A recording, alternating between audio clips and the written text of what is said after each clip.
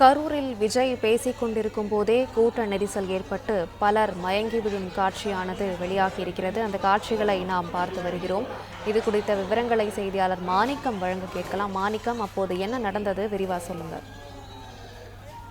தாவேகா தலைவர் விஜய் உரையாற்றிக் கொண்டிருக்கும் பொழுது சிலர் மயங்கி விழுந்திருக்கக்கூடிய காட்சிகள் தற்பொழுது நாம் பார்க்கக்கூடிய காட்சிகள்.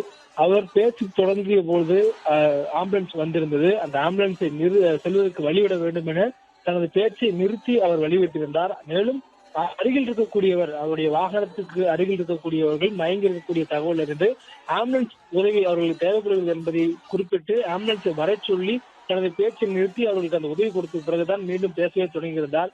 அந்த அளவுக்கு கூட்டம் மிகுதியாக இருந்த சூழல்ல விஜய் அவர்கள் பேசிட்டு கொண்டிருக்கும் பொழுது சிலர் மயங்கி விழுந்திருக்கக்கூடிய அந்த காட்சிகள் தற்போது நாம் பார்க்கக்கூடிய காட்சிகள்.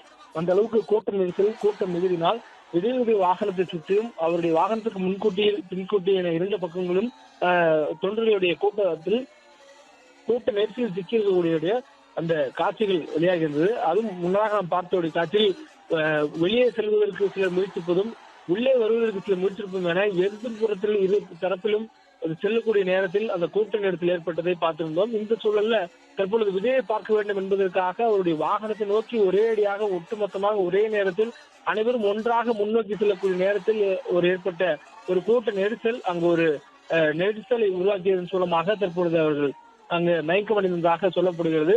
இந்த சூழலில் தான் விஜயனுடைய உறவு நடந்து கொண்ட பொழுது சிலரை மருத்துவமனைக்கு உடனடியாக அழைத்து செல்லப்பட்டதாகவும் சொல்லப்படுகிறது. அந்த அளவுக்கு கூட்டத்துடைய நெரிசல் எந்த அளவுக்கு இருந்தது என்பதனை இந்த வீடியோ காட்சிகள் மூலமாக பார்த்துக் கொள்ள முடிகிறது.